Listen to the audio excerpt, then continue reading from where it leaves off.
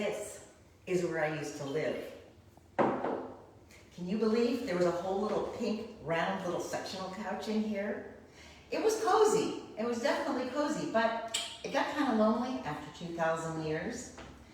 And until I was stuck on that desert island. And everybody thinks that Master rescued me from the bottle. But actually, I rescued him. Because as soon as he landed with his little space pod in the sand, I was like, what's your wish? And he said he wanted to be rescued. So I said, boing, and lo and behold, the helicopters came. And they came, and they rescued him. But you know what happened? I fell in love with the guy. He set me free, but I was like, no, you're an astronaut, and I love you, and you're so handsome. So I said, I want to go live with you in your house at Cocoa Beach and live inside a bottle in your living room. And that's what I did, and I followed him there. And you know, it took him 5 years to finally set me free again, and that was only to marry me. Mr. and Mrs. Major Tony Nelson. I did love the guy, definitely loved him, still do, but I had to get used to a lot of things. I had to get used to not calling him master, and I had to get used to not wearing my beautiful belly dancing outfit. I had to start wearing miniskirts like we did in the 1970s. And I also found a better use for the bottle.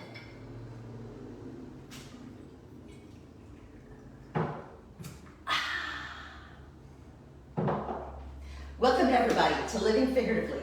This is the 73rd episode. Living Figuratively is the show that asks the question and continues to ask the question now in pop-up format. Why not fill your home with the fascinating faces and figures of people you don't even know? Why not fill your home with figurative art? And this week, I'm going to take you to I'm already here, I'm taking you to my solo show called the Goddess Project, Innocence, at Chagrin Arts in downtown Chagrin Falls.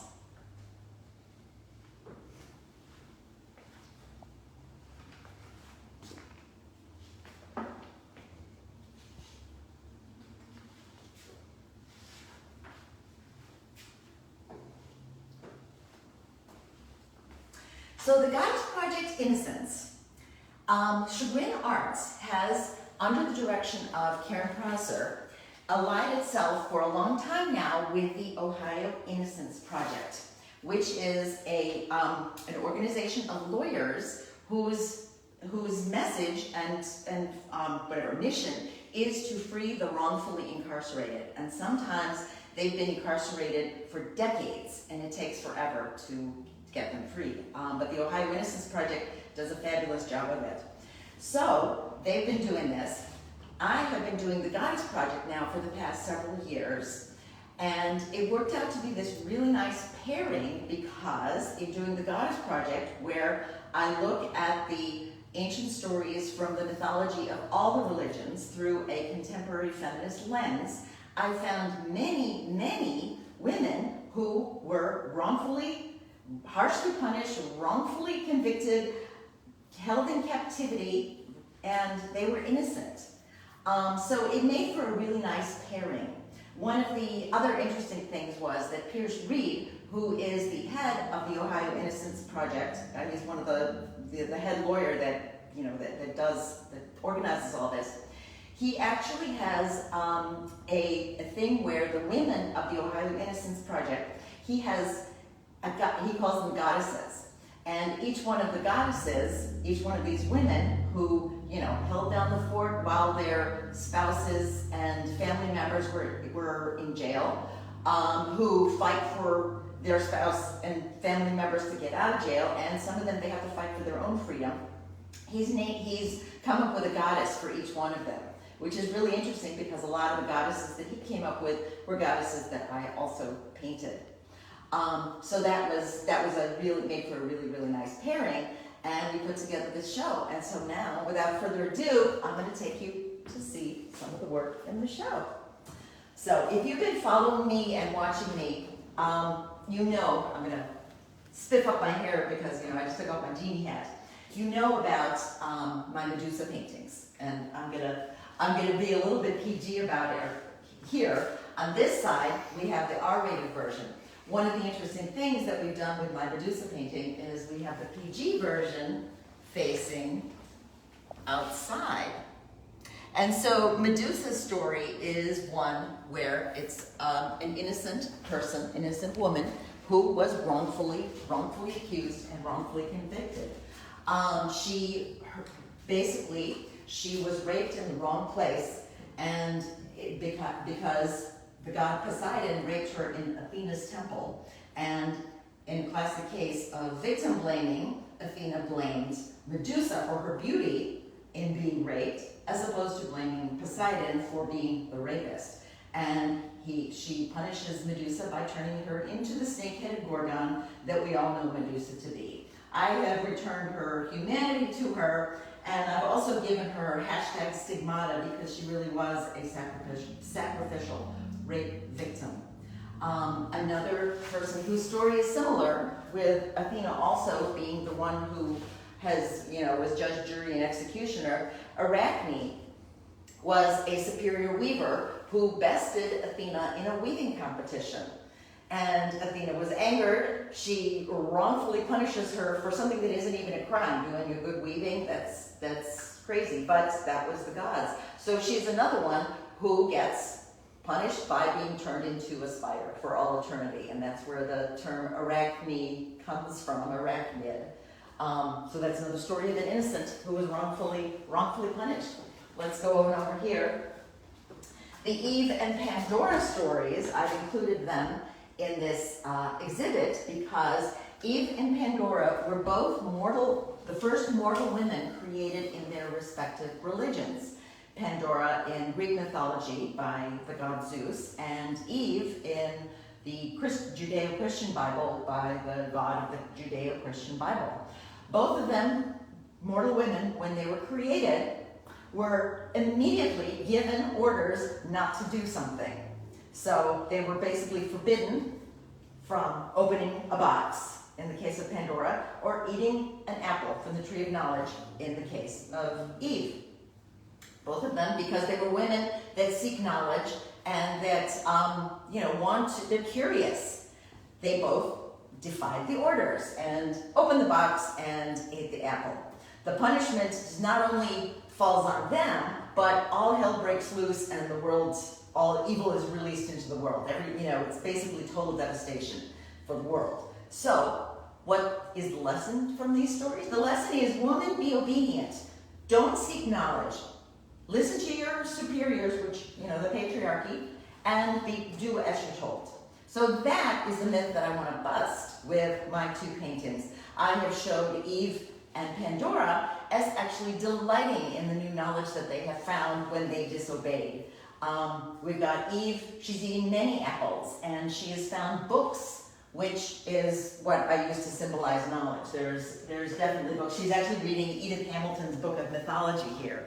And there's an old Bible here that we've had in our family forever. And she's eating many apples and enjoying them, delighting in her knowledge. I've shown Pandora as delighting in finding the box is actually a box of books from Amazon. And so she's pulling out, Song of Solomon. My mom's book is there. And in reference to the Pandora mythology, where the only thing left, she releases, according to the original story, she releases all kinds of evil into the world, with only hope being left in the box. And I have symbolized hope by using Obama's book, The Audacity of Hope, as the last one that she pulls out of the box. Now, the hope theme, there's a couple other things with the hope theme. Pierce Reed has one of the women from one of the OIP goddesses. He has given her the title of Elpis, who is the personification in Greek mythology, the personification and spirit of hope. So that was another tie-in with the OIP project. And I've also made reference to the hope there's an Emily Dickinson poem which has been told to me in different contexts, and it's a really nice one. I don't know what it's called, but it goes, hope is that thing with feathers that perches in your soul, that sings a song without words and never stops at all. And because I love doing feathers, you probably noticed in my other paintings I have feathers all over the place. I have made reference to that hope as the thing with feathers by giving Pandora a whole bunch of feathers around her. So that was a fun thing. Now I'm going to go to some of the other paintings that were also used by Pierce Reed to talk about the OIP goddesses. Another one of the women from the Ohio Innocence Project, he gave her the goddess name of Isis, who is one of the Egyptian Greek goddesses, or Egyptian goddesses, not Greek. And Isis is the protector of the family. This painting right here is part of the Godfather trilogy, so like I have a different concept, which you may want to watch the whole special about that one. I'm not going to tell it to you here. But it was episode 66, so if you're going on YouTube and watching back episodes, find the one called Godfather Trilogy and you'll see how this one plays into my theory of it. But I put her in this show because Isis is one of the ones who's protector of the family, and the women from the Ohio Innocence Project have to hold together their families while their loved ones are in jail. So that's definitely, resonates with that. The other one here, Venus, Pierce Reed had referenced Venus also because, she's also all about the family and fertility and love and everything like that. My Venus is Venus de Milo arms herself based on the Venus de Milo statue, which obviously this is not the real one. The real one's at the Louvre and it's a lot bigger. But I have my own Venus de Milo statue at home, made out of resin. And one of the things that has always disturbed me about it is that she doesn't have any arms. Here's this beautiful, iconic image of female beauty, and she has 0 arms, meaning basically she's helpless. She's helpless to cover herself. She's helpless to act and do and think or anything. Well, she can think, I guess.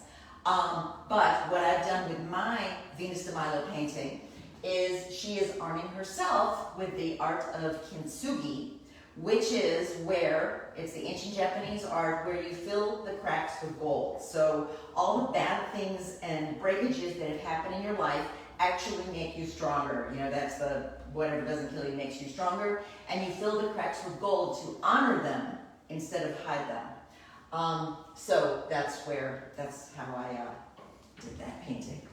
All right, now let's finish up looking at the art with Persephone.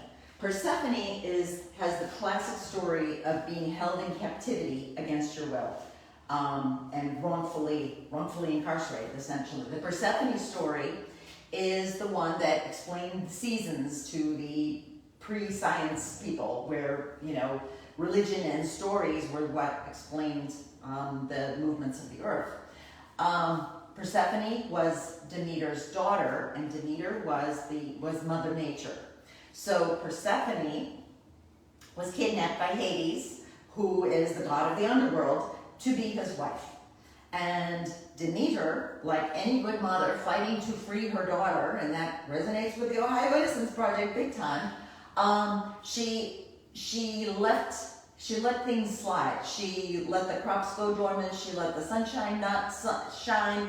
The rain didn't rain, and the mortals starved because she was so, devoted to trying to get her daughter back from the underworld. So because all this stuff was happening, she held a little bit of sway with Zeus, and she was able to broker a deal where she got Persephone back from the underworld. Unbeknownst to her, though, Persephone had been tricked into eating one single pomegranate arrow when she was down in the underworld. And for some reason, the rules of the underworld, or the rules of the Greek mythology, was that bound her to the underworld. So she had to return there. So Demeter had to broker a second deal. And so they made the compromise where Persephone stays down in the underworld for 3 months out of the year, and she comes back up for the 9 months out of the year. The 3 months she is down there, she is, in hell as Satan's wife, And Demeter is very sad about it, and so she lets the earth go dormant, and those are the winter months. So basically what this myth presents is the foregone conclusion that women are property, but we can make deals for them to make it so that, you know, it's not so bad. But they're property to be sort of exchanged and bartered. And that is the myth that I reject. What my Persephone, what she's doing, right here, this is Persephone kept in the winter, where she's looking with longing at the freedom she doesn't have. This is Persephone left in the winter, where she says, you know what, screw this, I'm not staying. And it's the winter, and I'm going home. So she puts on her parka, grabs an armload full of pomegranates that she wasn't allowed to eat, totally defying orders, and heads out into the snow and brings the beautiful weather with her. She's bringing the sunshine with her and everything because she's coming out of the underworld. So that's my Persephone story. And basically, now I want to make sure if you guys want to read all the stories, because this is only the tip of the iceberg with the Goddess Project. I have the Goddess Project book, which is for sale here at Chagrin Arts. It's also available on my website for those of you who are far away. But I do encourage you, if you possibly can, come here, see the show, buy the book here, and it tells you all the stories from all my Goddess Project paintings. I also, as we're finishing up, I also want to acknowledge that this is not just Star Wars Day, May the 4th be with you. This is also the 52-year anniversary of when 4 innocents were gunned down at Kent State, 4 innocent college students, Jeffrey, Allison, Sandra, and William, because they were at a Vietnam War protest. And so, you know, 4 dead in Ohio, and then another 58,000 soldiers dead in the Vietnam War. And then another 2.5 million, or even more, dead from the Vietnam War. I think we as a society can and should try to do better. So, but I just wanted to acknowledge that because today is May the 4th. And so now, stay tuned and come back. You can come back here. The gallery is open Monday, Wednesday, Friday from 10 to 4. And there are some special gallery hours on Memorial Day weekend when it's blossom time, and I'll be here from 11 to 1 on that Saturday, and the gallery will be open 10 to 4 Saturday and Sunday. And then again for Art by the Falls, which will be the weekend of June 10, 11, and 12. And there again on Saturday, June 11th, I will be here from 11 to 1, signing books, saying hello, stop by and say hi on your way to Art by the Falls, where after you come here, go to Art by the Falls and visit Kim Mattee's booth. She's the jewelry artist that I'm always bragging about, and she will have a lovely selection, which hopefully I will have picked through on Friday already, but we'll see. Anyway, stay tuned, stay in touch, and wait for the next time I decide to pop up for Living Figuratively.